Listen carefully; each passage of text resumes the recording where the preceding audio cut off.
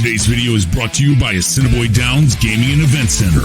Be sure to tune into this channel live Mondays at 8 p.m. Eastern for Monday Night Lights, hosted by Trust the Profits.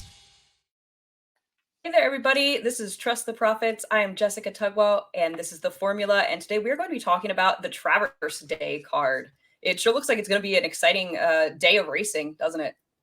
Yeah, we've got 13 races. We were just talking about this in pre-show prep. Even without the Travers Stakes there's still some amazing races with some very competitive horses that are difficult to break apart and difficult to say I like one over the other. So 13 races, it's going to be an amazing day at Saratoga. Yeah, absolutely. So without further ado, let's get started on this big card with race number 1. We've got a maiden special weight for 2-year-olds going 7 furlongs. This is one of the races where we both agreed with our top picks. Yeah. If you want to take the lead on this one and start with your top pick and your value play here. Absolutely. Yeah. So I picked Wallstib as my top pick. Obvious favorite for me. I think 2-1. I think that was the morning line favorite. Graded out very high for me. What I don't like is that between him and the 2-horse, I think there might be a little bit of a pace battle, especially at 7 furlongs. That could be an issue there. But again, he is my top pick. Could leave the door open for another horse like Secret Lover at 5-1.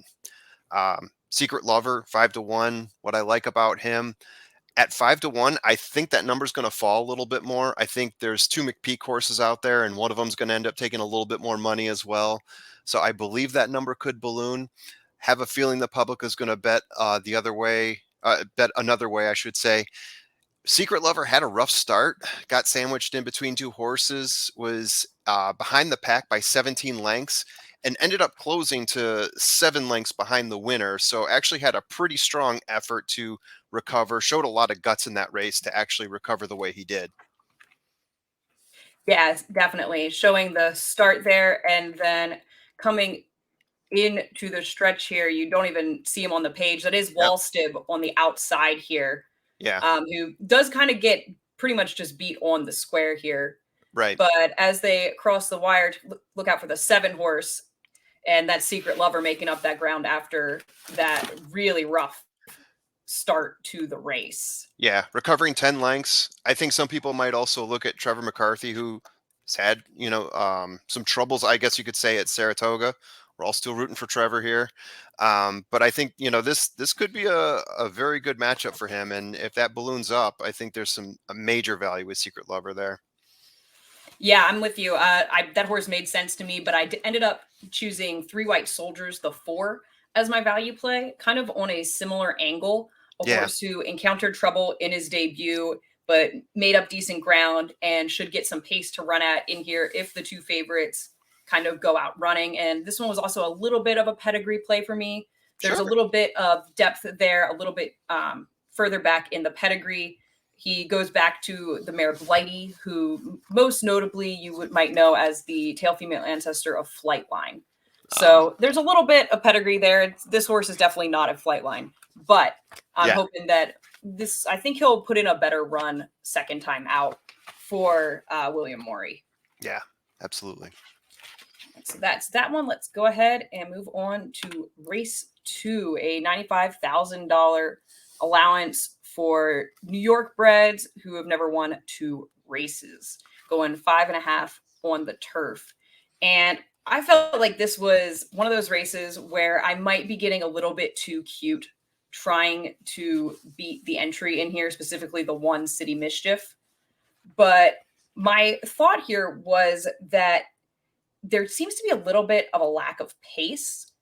And I'm hoping that Courageous Ula could get a little bit closer and kind of just take them on the lead.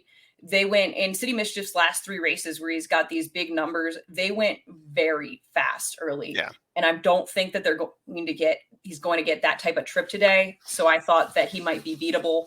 And another horse who I think should get a decent stalking mid-pack type of trip would be the 8 Volkert for Mark Hennig. Just a horse who I think is in decent form right now. Just got a win at the meet going this distance and makes some sense at 12-1 to hit the board. And how did you see this one?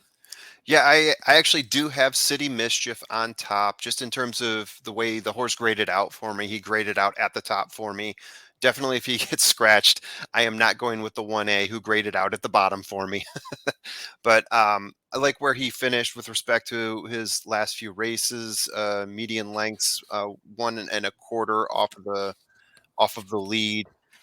And I agree with you about Courageous Ula being the most likely pace setter in this bunch. There's a bunch of them that I had as just off the pace. There's a few that I had as being recently on the pace, but that one seems to be the one that will set the pace in this race. Let's see what else did I like here.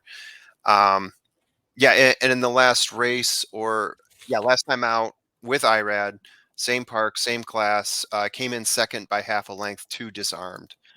My And that number, was a notorious race because that was the race where he looked like a winner yeah. and just took some funny steps that didn't really make any sense.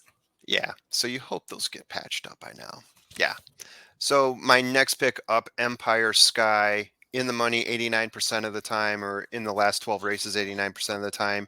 My recent race value, which is a calculation I do based off of the purse money in the race and where they finished with respect to the lead, graded out the highest for me in this field. Has a good closing number as well, just in case there is some of those horses that may not anticipate pushing the pace, but end up pushing the pace, especially in a wide field like this on turf. That can happen.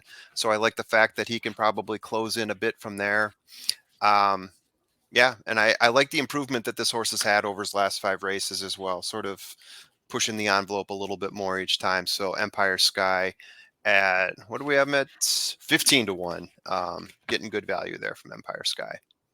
Yeah, definitely kind of the light bulb angle there. Figured it out last time in his 9th start. Yeah, And, yeah, right. But hadn't been running bad races before that, like you said. So Right. it A lot of makes second sense in here. places, 2 lengths off, not looking too bad, but not closing the deal and getting out of those maiden classes. Definitely. So that is race number 2. Moving on to race number 3, a $50,000 starter allowance going 1.125 miles on the dirt for 3-year-olds and up. And what were you thinking here with this one? Yeah, Mystical Curlin, built for the distance, obviously, 9 furlong distance. Last 3 races have been strong for this horse, including his first victory 3 races ago at Belmont, winning by 19 lengths. I had to double check that. I thought I had like an error somewhere, but won by 19 lengths. A pace setter in a race where I don't see there being a whole lot of pressure. Money Supply and Skyland, they might, but they're usually 2 to 3 lengths off the lead. So this is a horse that could end up dictating the race here. And at 2-1, yeah, I think they probably see what we saw in terms of setting the line here. And my value play is Watasha, 6-1. Great closing numbers from Watasha. I really like the jockey and trainer combo in this one with Gaffleone and Sharp. So in the event that the pace does get a little bit rough, especially at 9 furlongs, Watasha could be there to close out and make a showing. Yeah, I was with you on Mystical Curlin, although I really just did not like this race. I feel like it's a race where you have just so many question marks about everybody. Yeah. That 103 buyer that he got in that 19 length win was probably helped by the sloppy track. Yeah. So I wanted to try and beat Mystical Curlin, and just the more I looked at the race, the more every horse that I thought, oh, well, maybe this horse, Yeah. what about Money Supply? And then I was like, well, does Money Supply really want to go 1.125 miles? And that was my big question mark with that horse. And then, as you said, the pace looks pretty slow. So my thought ended up just being, okay, let's not overthink it. Mystical Curlin probably just walks up front. If you can't beat him, join him. Yeah. Yeah, exactly. I did think that What's Up Doc was interesting and could potentially sit second or third from behind that slow pace. And that's a horse who I think has done the best at the distance so far in his career. Yeah. So that was kind of my thought there, that if it comes down to the question being 1.125 miles, then I think What's Up Doc is the horse you want at the last furlong there. 86% in the money too, so a very good underneath play at the very least for What's Up Doc. Exactly. And had some trouble in that last race, which was the only off the board finish in 7 career starts. So there's some excuses there. And that was the horse who I kind of thought if you wanted to try and beat Mystical Curlin, that was the way to go with it. Yeah. And moving on to race number 4, we got a $62,000 optional claiming, non-winners of 3, non-winners of 2 other than, or optional claiming price of $62,500. And this was one of the ones where we ended up in very different places here. But neither of us liked the top 2 morning line choices, which I think it kind of speaks to just the way this race looks in general. This looks like a wide open race. I don't really need, like the 6 Lord Captain, the Linda Rice horse was a horse I kind of felt like I didn't need at 7-2 on the morning line. It's kind of an interesting spot for that horse, choosing to come in here off of $20,000 starter races at the meet and fitting in on the condition as having never won $18,000 twice other than maiden claiming starter or state bred allowance.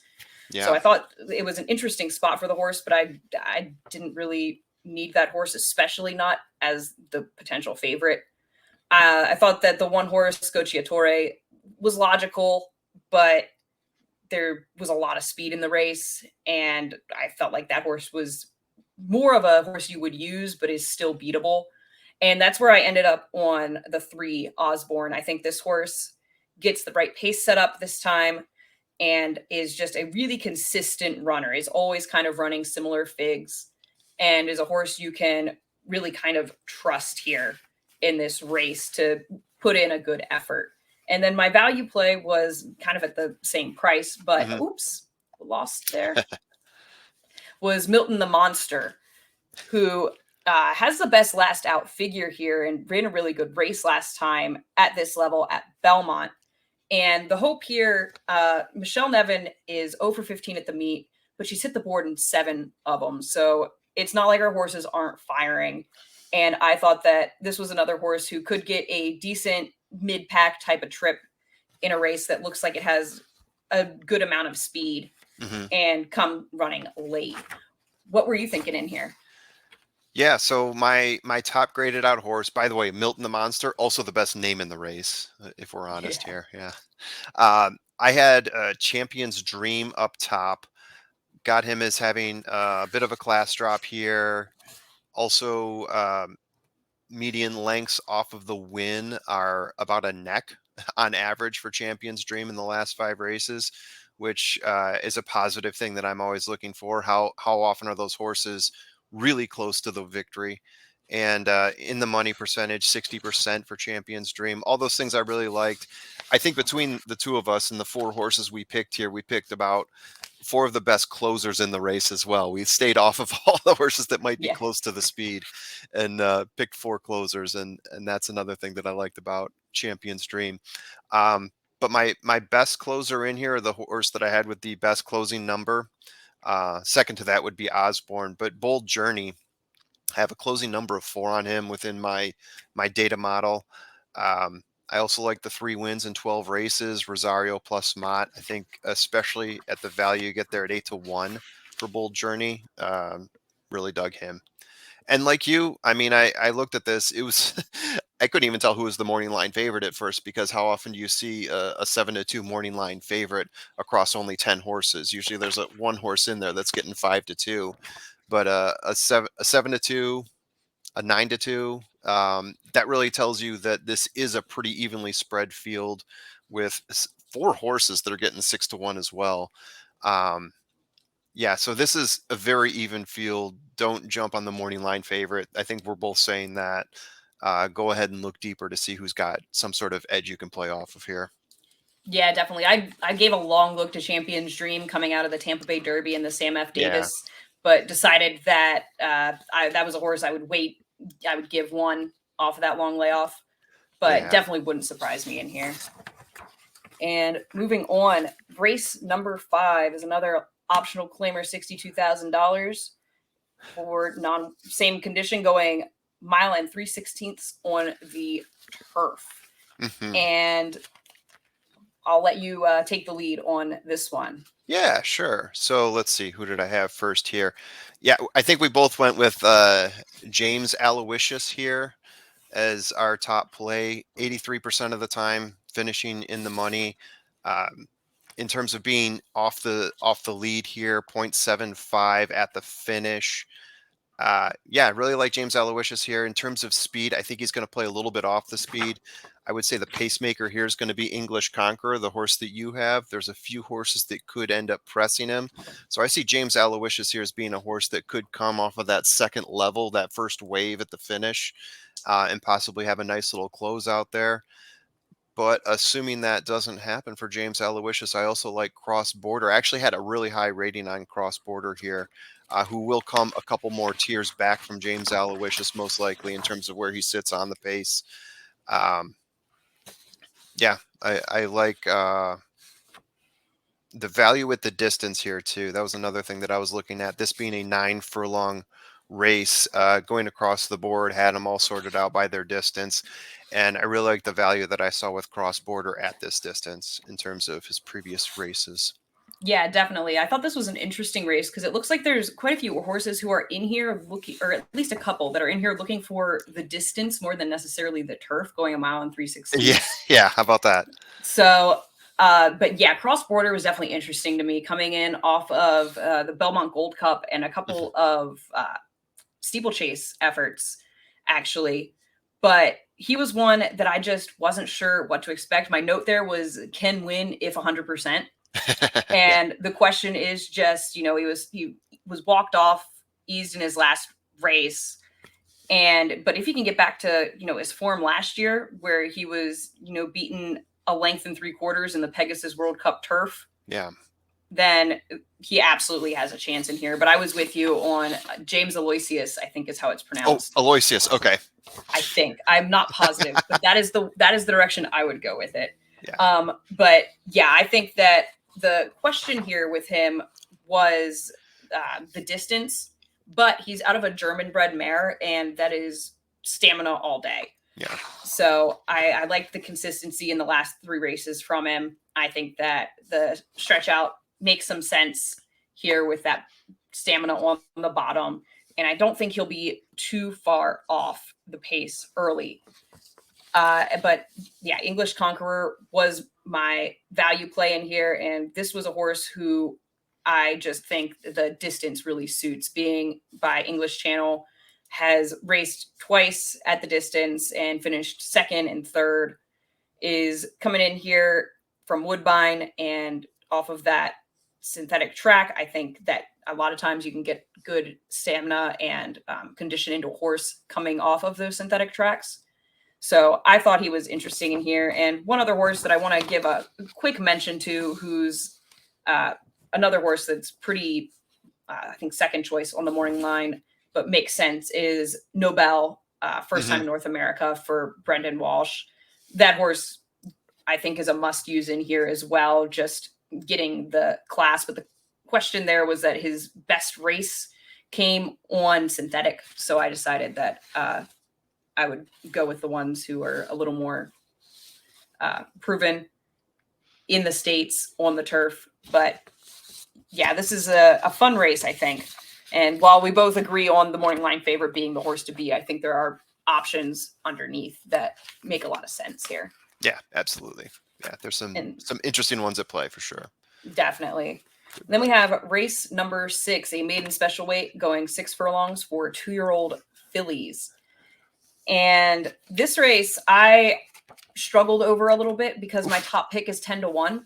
Yeah. And I just think that Life's Joy gets out in front this time, and I think she keeps going better than she did last time as a second-time starter for Bill Mott. This is a half to a stakes winner at 2 Brazen Persuasion, and I think she just makes a lot of sense in here. Horse that I almost put as my value play, but felt kind of silly to do so, was the other Mott in here, Just FYI, coming in with some big works.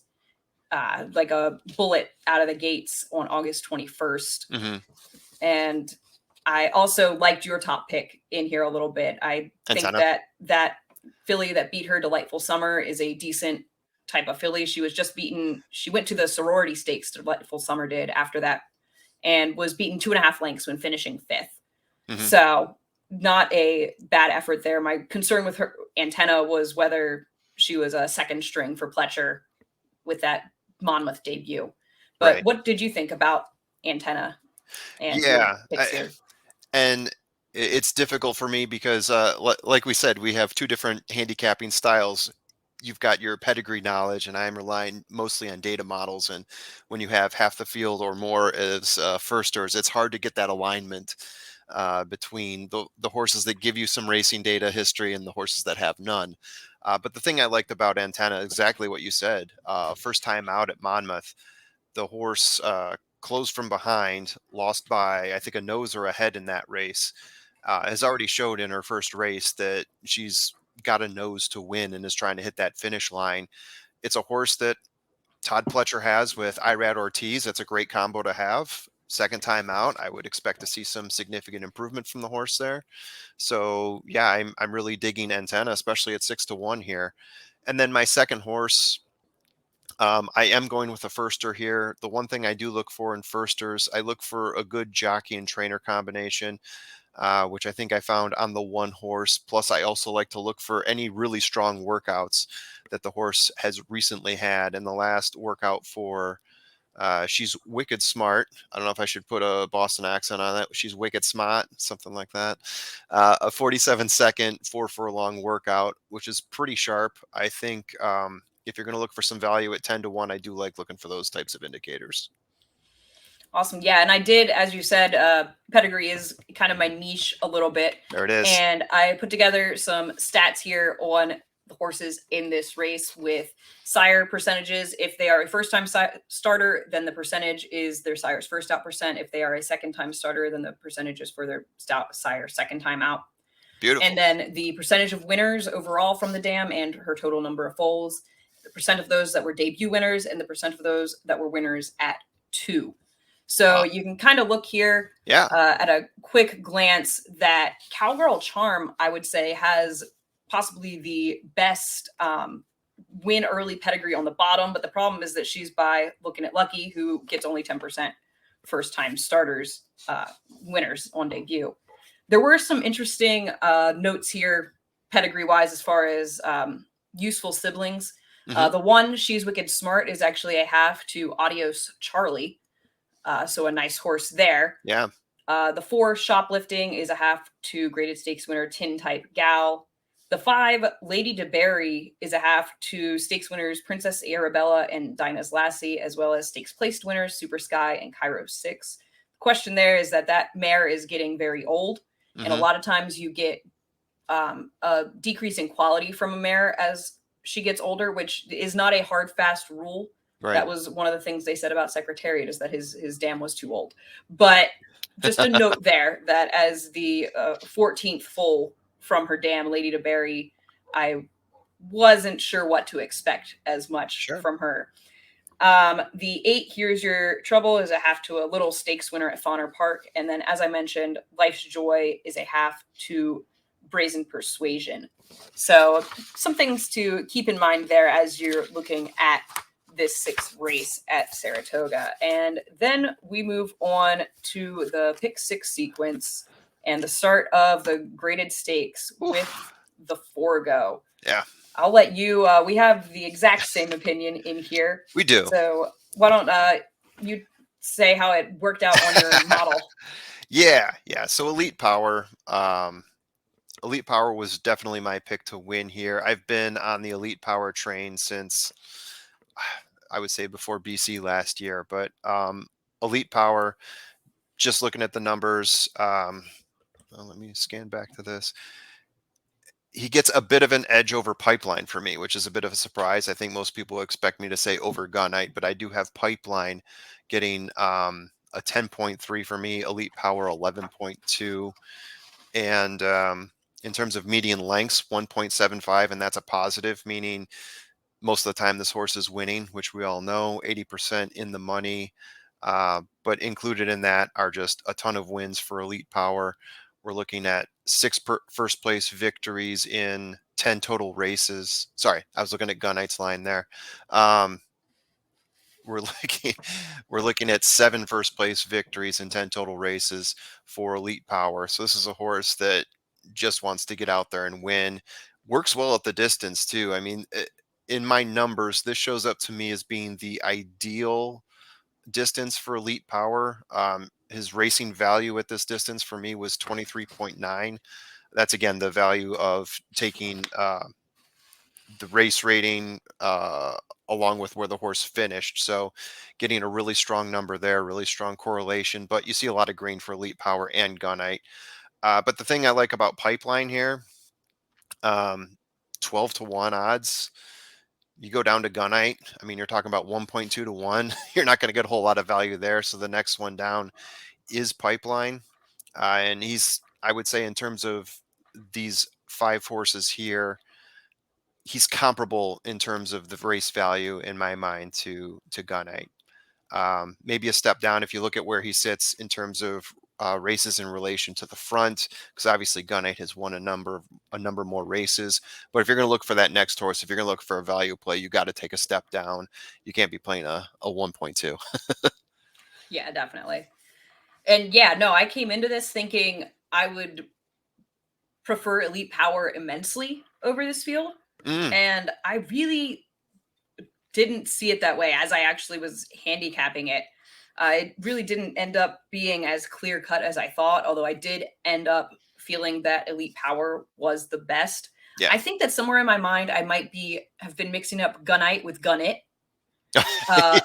Because as I was looking at Gunite's past performances, for some reason, I had felt like he was a bit of an underachiever, and that is not the case. Definitely not. That's not the case at all. Yeah. Gunit, and then I looked up, and Gunit is the horse who I had gotten him mixed up with, underachiever. Yeah. But I wanted to show a quick clip of this race last time from both Gunite and Elite Power as they finished 1-2 in the Vanderbilt. That was a very short clip. Sorry, I didn't cue that up. No, it's okay. But that's all right. You saw there Elite Power just barely nailing Gunite on the wire. And my reason that I ended up on Elite Power is I'm just hoping that I just think he's a little more of a superior animal in general. I mean, realistically, Gunite's numbers are a little bit higher. He has a higher number at the distance. He's ran back-to-back 108 buyers, but I'm just not convinced about him. And maybe it's part of that leftover little bit of bias from confusing him with another horse. But I just think that Elite Power is better. I just think that Elite Power is a better horse.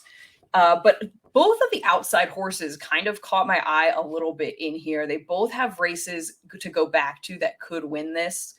But of the two, I think the most likely to run that race here would be Pipeline. It's his second start of the year. He needs to obviously step up off of his 5-year-old unveiling back in August. But it shows a lot of confidence from Chad Brown to go from that 6th place finish in an optional claimer here to the Forgo. And obviously, they're probably just hoping to pick up 3rd in a short field. But I think he could absolutely do that in here. He was 3rd in this race last year behind Cody's Wish and Jackie's Warrior. So he knows how to chalk up for 3rd behind a couple of standouts. And I think that the biggest thing that he does in here is he keeps Gunite honest. He doesn't let Gunite get out to the front the way that he might be able to otherwise without Pipeline in the race. Yeah. And then Synthesis has one big race at 7 furlongs to go back to. And his 7 furlong races are actually quite good. He's 4 for 8 at the distance. So I thought he was kind of interesting as if you wanted to throw a different horse in there. Yeah. For your, like in 3rd for your try. Yeah. I thought that he would also make sense there. I would be shocked if he won, but I thought that, he could absolutely, if you wanted to, 3-2 over 3-2 over 4-5, just little, or if you, feel strongly in one direction or the other, which you probably have to in order to make any money betting like that. But I thought that, he was a horse you could use in 3rd there. Yeah, this looks like a race that El Hombre would just take Gunite, Elite Power, box them in an exacta, and move on, right? It's one of those races where you just accept that those are the two best horses, and you make whatever little money you can off the race. Yeah, definitely. And then moving on to the 8th race, this is Yes. an allowance non-winners of one other than going 5.5 furlongs on the turf. What were you thinking in here? We were seeing things Yeah, very differently. indeed. So I was looking at this one. I think I did end up taking the favorite here, which is Southern Horse. The number 12, only 5 furlongs, but there's a lot of early speed that I saw in this race, at least as my handicapping went. So I know it's only 5 furlongs, a lot of early speed, sets up for a closer well, like Southern Horse, as long as those horses, as long as there's enough of them pressing the pace to tire out the field in front. So Southern Horse here could have that opening there. Conversely, though, if Southern Horse is too far back, because it looks like that is a bit of a deeper closer, sits 3 to 4 lengths off of the lead in some of those earlier portions of the race. Elusive Edge is a little bit closer. So Elusive Edge at, what did I have here? 10 to 1. Might not be that far back at the stretch. Like his production at Saratoga, too. I think this is probably the of the field had the best Saratoga numbers. Also sitting at that one spot, shortest distance to the finish line. Love it. Yeah, no, I ended up going with Talkin' Pharaoh on top in here. This is a horse who is getting back to the turf. But I loved that this was a horse who had been kind of speed crazy in his first 4 starts, but in his last race, started a little bit slower and came from behind a very quick pace, but closed from over 5 lengths back. And we know that American Pharoah can get turf horses. The Dam Just Talkin' was a 3-time winner in turf sprints. I know that one Saratoga turf start was no good, but I didn't go back and watch. But according to the notes here, hit the gate coming out, and still made it to get to the front. So probably had to rush up for the front. And also that was back when the horse was with Wesley Ward, and Linda Rice, I think, has kind of figured this horse out. Yeah. So and she put Jose on. So Jose, Linda Rice, that's a strong combo at Saratoga. Exactly. Yeah. And I think that last race, repeated that, or even if the horse can step up on the turf, makes the horse make a lot of sense here. I definitely get Southern Horse as a reasonable pick here, but Talkin' Pharaoh was my top pick. And then for a value play, I thought that Immortalization was interesting in here. There's a long layoff, hasn't raced since September of last year, but Norm Cassie is 2 for 10 off of this kind of layoff, has been absolutely on fire at the meet with 5 winners from 10 starters. This horse is probably going to be part of that early pace, I think, which is the question mark here. Yep. But absolutely fits in here if he is on his best efforts. So I thought that at 15 to 1 with Cassie and Gaffleone, that this horse made sense to include in your wagers. And if the 13 draws in, that is a horse I would definitely be interested in here, because that looks like the kind of horse who could be a speed of the speed type in these sprint races. Sometimes even when you have a lot of speed, if you have the one who is just faster than everybody, then they can get out there and just keep going. Absolutely. But, that's then also eligible, and we're recording this a few days out. So didn't actually include that one here. If you do have one of those, I've got the 10 Extendo as being the speed of the speed, and with the 13 being like just a hair right behind him. So there's a couple horses in there that could really jump out and try to make a name for themselves early on within those first 3/4 of a mile. Yeah, we'll see how it plays out. And then moving on to race 9, one of the other back to the grade 1s here. The Alan Jerkens Memorial, going 7 furlongs for 3-year-olds. And I did not want to pick Arabian Lion in this race. I thought his Lexington, he should have won, and he just got beat on the square because he did not want to win. But after looking the race over, I just kept coming back to him as getting the right setup here. And as far as a horse that might be interesting, Verifying, I like the cutback here for Verifying. Okay. The question for me, though, is can Verifying close? Because he is not fast enough to keep up with the other pace horses in here. Right. And he's kind of been doing well by virtue of being a horse with early foot in routes. Mm-hmm. However, Brad Cox is 26% with the cutback from route to sprint. So I'm going to, have faith in him that Verifying isn't going to just try and, run with New York Thunder early, because he can't. And that he'll be coming late. Fort Bragg also, and New York Thunder both made sense in here. To me, this race looked very much kind of the way the morning line laid it out. Yeah. To me. But what were you thinking in here? Yeah. First off, let me just say I am a big New York Thunder fan. This goes back to the end of last year, or about this time last year, maybe a little bit later, when we start looking into, I wonder who could be looking towards the Kentucky Derby of next year, and New York Thunder and all sorts of horses pop up on your radar when this happens, including sprinters that you don't know are going to be sprinters or one-turn horses, as you will, as New York Thunder obviously is. Been on my radar for like a year, and so I've been in this horse's corner for a while. Every time he scratches, it breaks my heart, but I know they have his interest in mind when they do, so it doesn't break it that bad. But I'm excited to see him in this race. Is my top pick, is my formula's top pick as well. So it's not like I'm just forcing him in there. A horse that's unbeaten. So that's pretty cool. Not a lot of horses you can really say that about up to this point in their career. This race, when I look at the pace numbers on this, it's like almost a massive green, like pure pace setters, horses that are on the pace, horses that are just off the pace, horses that are pushing the pace.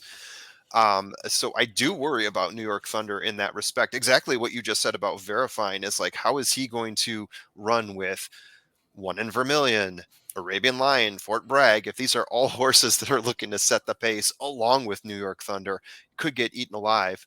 So here's my value play.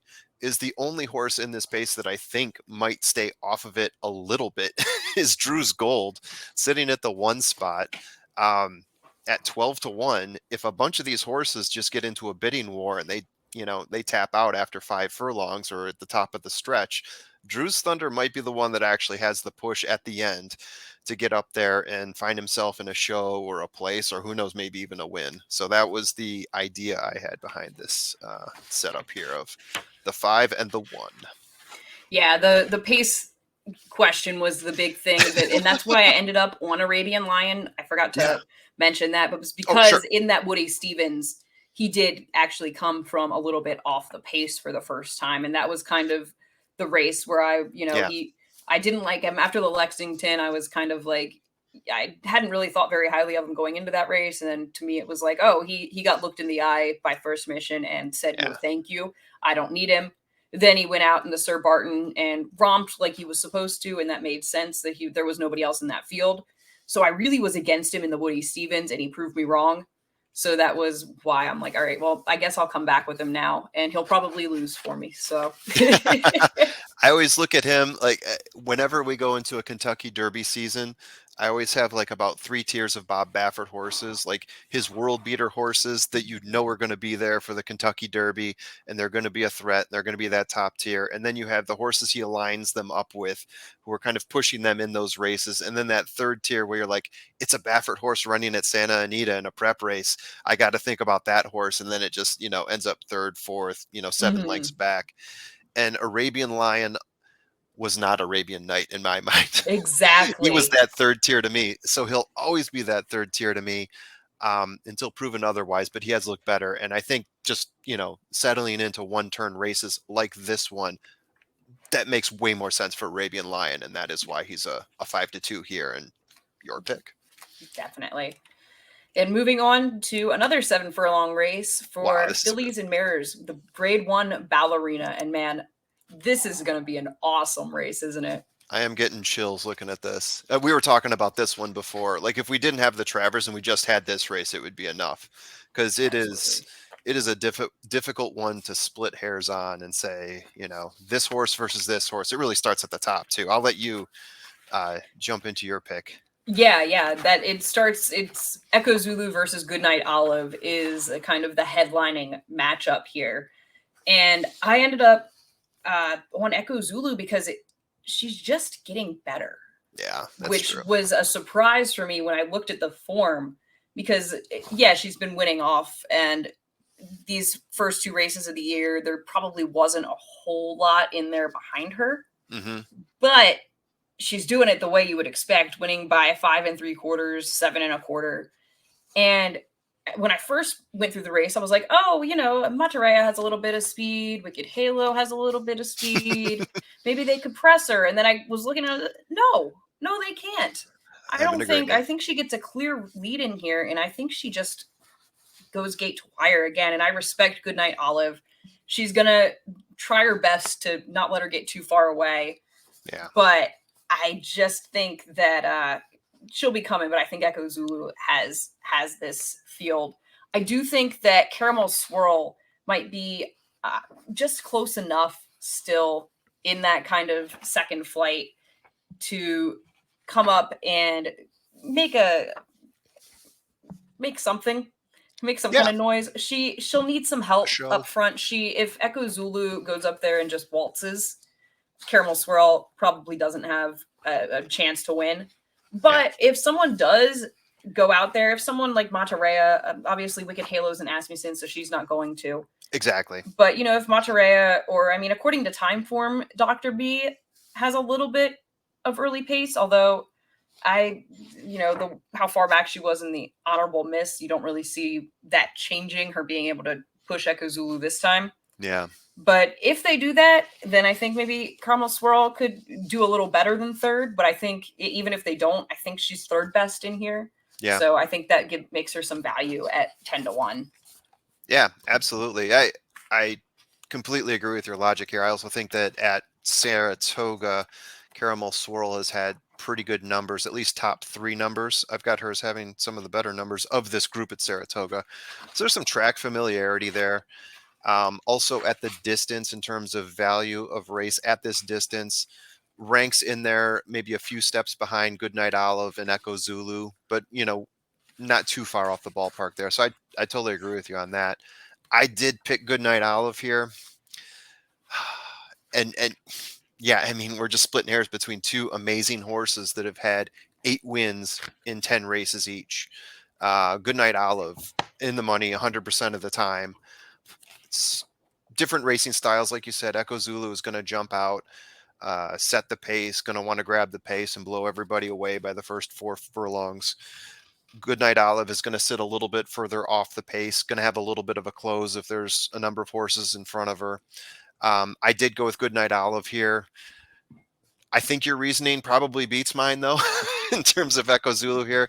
I think some of the struggles in my mind that I seem to remember Echo Zulu with, unless I have another Echo horse in my mind that I have transposed into her and thinking, oh, well, that horse struggled, so that's why I'm remembering this here.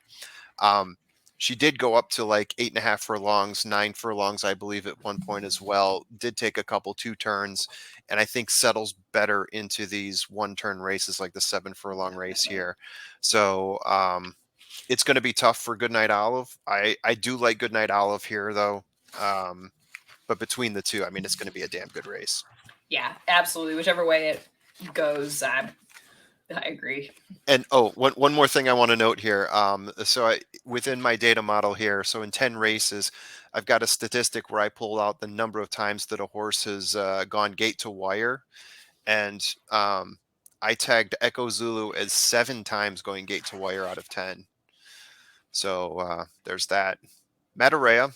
So that was my backup pick, 92% in the money, 3 times gate to wire for Matarea. Kind of gets lost in the shuffle here as we talk about the 2 top horses, but that would be my value play at 6-1. Brad Cox, Flavian Pratt. Can't go wrong with that. Yeah, definitely. And that brings us to race 11, the Sword Dancer, going 1.5 miles on the turf. And I'll let you start out on this one. Sure. For me, this one was pretty straightforward. I didn't, jump, get too close to the edge here on this one. I did go with Stone Age first.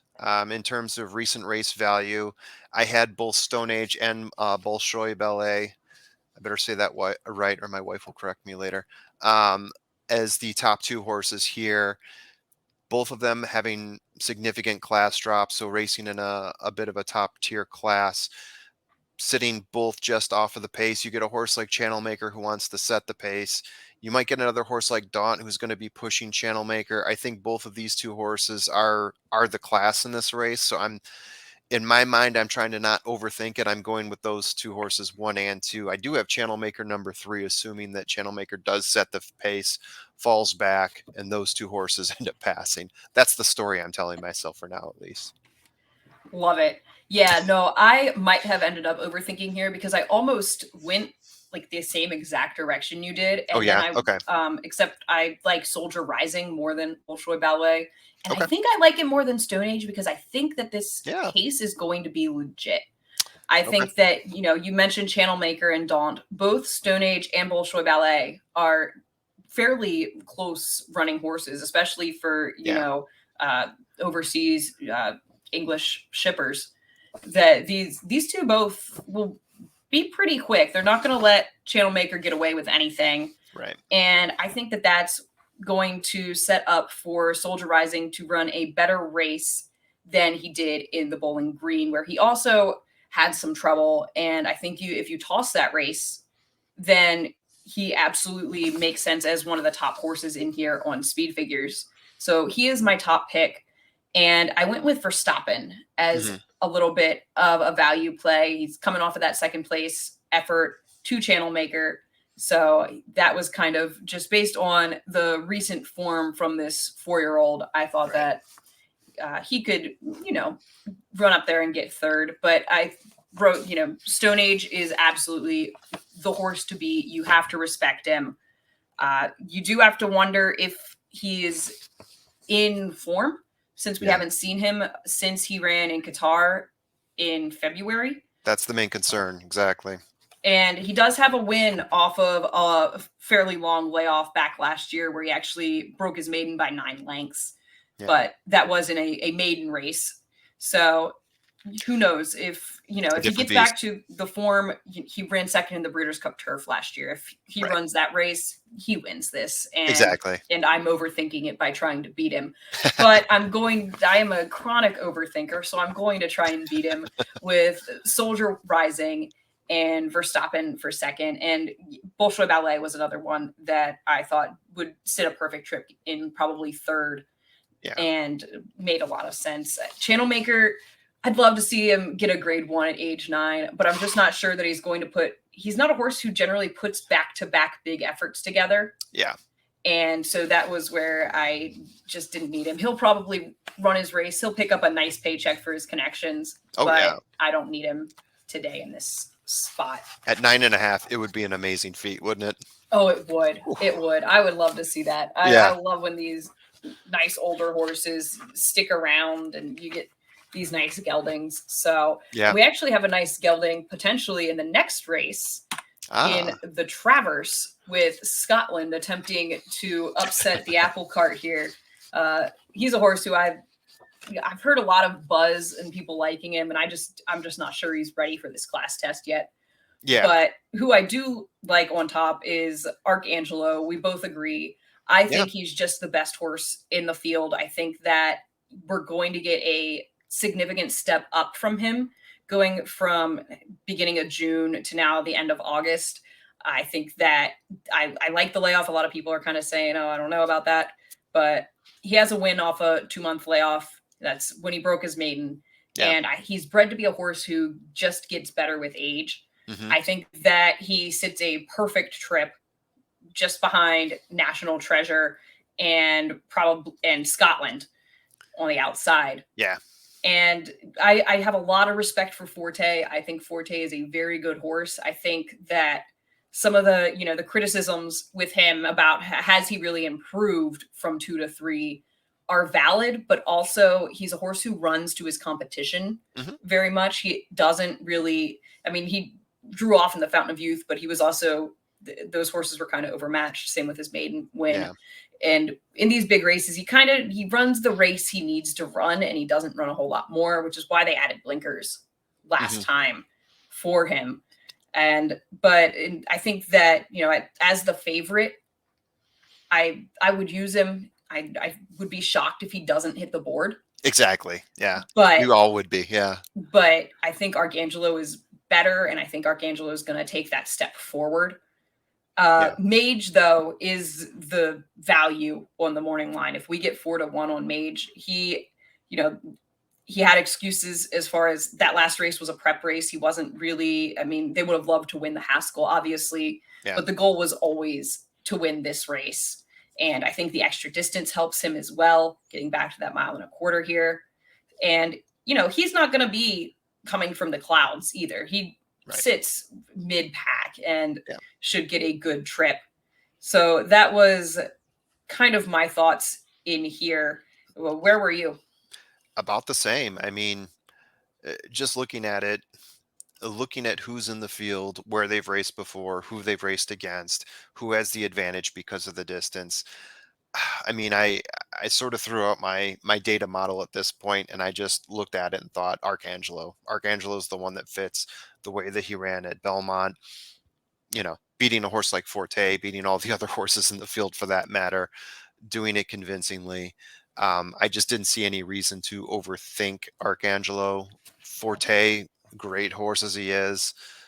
We're going, what, a quarter mile less in this race than we went in Belmont, and he was chasing to catch up with Arcangelo in that race, right? And he was chasing to close down on him in that race. I just think it all sets up really well for Arcangelo here. So the pace is probably going to be set by National Treasure, like you said, with the push from Scotland. So I think any horse that sits just off of that pace on this dirt, going 1.25 miles, who doesn't mind that stretch run at the very end, is going to be well suited for this race. So I think Arcangelo is number one. I like Mage as well. I like Forte in there as well. I think all three of those horses are going to be good, but I do just think that the edge goes to Arcangelo, who I think is going to be stronger at the end of this 10 furlong race. Yeah, definitely. And I mean, like, I did a full video going deep on this race and each horse and what I thought of them. But one thing that I did not know at the time of making that video that I know now is that Disarm is also adding blinkers in addition to Tapit Trice adding blinkers. Okay. And I thought that was interesting. And especially getting to look at the speed figures, Disarm has always been one of those horses that I think he has a big race coming. I agree. As he gets older. I'm not sure it's the Travers. This one's too big. Exactly. Yeah. Exactly. Yeah. But the blinkers on and having him, and he's always been fairly tactical.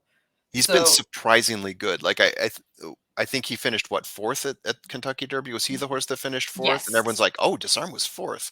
And he was like a tier or two back. He was 4 lengths behind as opposed to 1.5, or 2, like some of the other horses in that next tier up, but he was fourth. Exactly. And he was best of the rest. Yeah.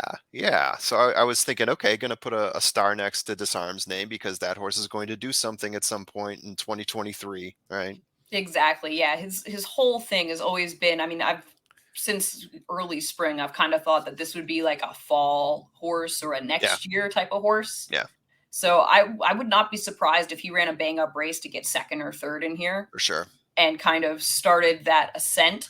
Yeah. But I don't really need him on the win end, but he was kind of an interesting horse in this spot to me, I thought. Yeah, absolutely. The only 2 horses in here that, and I'm going to put them straight into the winner's circle, that I didn't need were Tapit Trice and National Treasure. Yeah. Those were the only 2 horses that I felt like I could, if they beat me, they beat me, and they could beat me. Literally any of these 7 horses could win. Such a great field. But yeah, I felt like at the end of the day, going anywhere except for Arcangelo, Mage, Forte was just trying to get too creative in a race that probably doesn't warrant it. And there's enough top end talent. Yeah, exactly. And then we'll close out the card with another maiden special weight going 1 mile on the turf for 3-year-olds and up. And we both ended up on the same horse in here on top, Torrigo. Yeah, we did. How did that happen? Which I thought that was interesting because I thought he was a little bit creative. But also, this is a horse who they clearly had high hopes for. They debuted him and he ran fourth. And off of that, they decided to throw him in the deep end, running him in the Pilgrim. You noticed that too. Yep. And he didn't do anything, but that's fine. Right. He also was then off from October until July of this year. So we don't even know if he could have had something go wrong in that race. Right. Because then he was off for a while. He came back, ran much improved buyer speed figure, beat the one Right to Win. Yeah. And after having a little bit of traffic early, and I think that this race has enough speed to set up for him is really the key in here for me with him. The 1A Growth Capital is, well, both parts of the one entry could win this. Yeah. The 1A, though, has been such a money burner. Mm-hmm. This horse has gone off favorite in all 5 career starts, has finished second in 4 of them. And that, for me, is getting to the point of, does this horse want to win? Yeah. Or does he just want to set a monster pace? Right? Exactly. So that was where Growth Capital will probably run second in here is kind of my thought. Yeah. Yeah. My value pick in here, I admit this is a little bit of a stretch, but I think this horse could do something in the exotics at least. And that's Cumberland. Yeah. Basically, the angle here is you need to toss his last 2 races. In his last race, he added blinkers, but he got bumped and pinched at the start. And if they were trying to get any speed or anything different out of him, he lost all chance to do that in there. And then the race before that, he was vanned off. So there's really just, excuses for those last 2. And then when you go 3 back in March, he was beaten a nose by Calic, who came back to win. And so I'm thinking that he will be able to sit relatively close. I don't think he's going to be on the lead like he was in that race. Yeah. But he passed horses in his debut, so I'm not worried about that. And I think he'll be in a, mid-pack type of trip, and I think he'll be coming. In an 8 furlong turf race like this, you want a horse that's going to pass horses. Manny Franco, Weaver, right? I mean, it's got there's a number of good combinations there for that horse, and you're going to get a great value. I don't think 15-1 is going to stand. I think you're going to get an even better value than that, because I think some of these other horses are probably going to get bet up more than him. Yeah. Yeah. So, I mean, you said everything we could about Torrigo. You said it better than I could. You saw the things that I was looking at there. Numbers getting pulled down because of that stakes race, the Pilgrim that he had in between. But the 2 races around it, the 2 maiden races, just showed a lot in those 2 races, especially considering that the horse is getting 6-1, when I thought he could have been a lot more favorable than that. So Torrigo definitely is my top pick here. My next one up, Create Trouble. I also went for a 15-1 here. Oh, sorry. No, 15-1. I put 10-1, but it is 15-1 in here. Gaffleone and Walsh. I like him at this distance too. The value that I see at this distance for Create Trouble was pretty strong. Got a 95 for me in there. And just in general, the value that this horse has been giving, also showing improvement from his first few races to the next couple races, possibly ready to take that step forward for Create Trouble. But of course, one thing I do worry about is I think something that you were alluding to as well. When I look at some of the top horses in this race, I've got Growth Capital as being the pace setter, and then the 2 of the other 3 horses that I have in my top 4, Create Trouble and Buy Lounge, both heavy pace pushers. And conversing underneath that is either just off the pace or pushing the pace. So there could be a bit of a struggle, a bit of a battle here. At 8 furlongs, could get tired out by the end there, especially on turf when you expect that first and second wave to come up and pass you. But I've got a strong enough rating on him to think that maybe this is a horse that could sustain it. Nice. Yeah, I like it. The one other horse I did give a long thought to and ended up not using for either one was the 3 Conversing. Yes. First time as a 3-year-old. And I love Shug adding Lasix.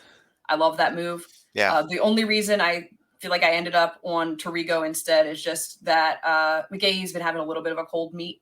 Mm-hmm. And when I'm splitting hairs, that was enough for me to, give him one race at 3 because this is his first start since last October. We'll give him the one start and see how things progress from there. But I think he's interesting in here too. Yeah, conversing, even though I said that he does have some push the pace tendencies, I also had him as having closing power, meaning that able to measure that this is a horse that passes other horses down the stretch or has passed horses down the stretch. So that's one that's showing a bit of strength. Also 100% in the money. I don't know if that's because he's had one race or not. I didn't measure the number of races. 2 races, 2 seconds. 2 races, 2 seconds. So yeah, there you go. Conversing is, we'll throw that one in for free. Yeah, exactly. And that concludes the card for Travers Stakes Day. Woo! It's a big one. 13 races. Yes. But we got through it. Are there any is there any race on the card in particular that you feel is like your best bet? Oh, my best bet.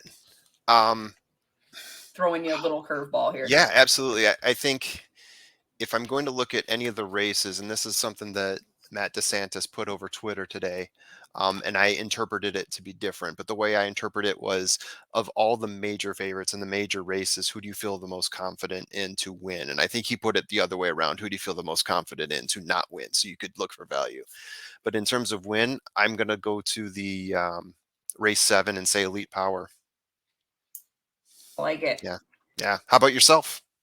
Archangelo. Ooh. Yes. I like that. The more I look at the race, I came in lukewarm liking Archangelo, and just the more I look and the more I think about it, the more I think that he's the most likely winner on the day. Yeah. Yeah. So we'll see how that plays out. I like the confidence on the Travers. Yeah. Exactly. Until next time, thank you all for watching, and best of luck with all of your wagers.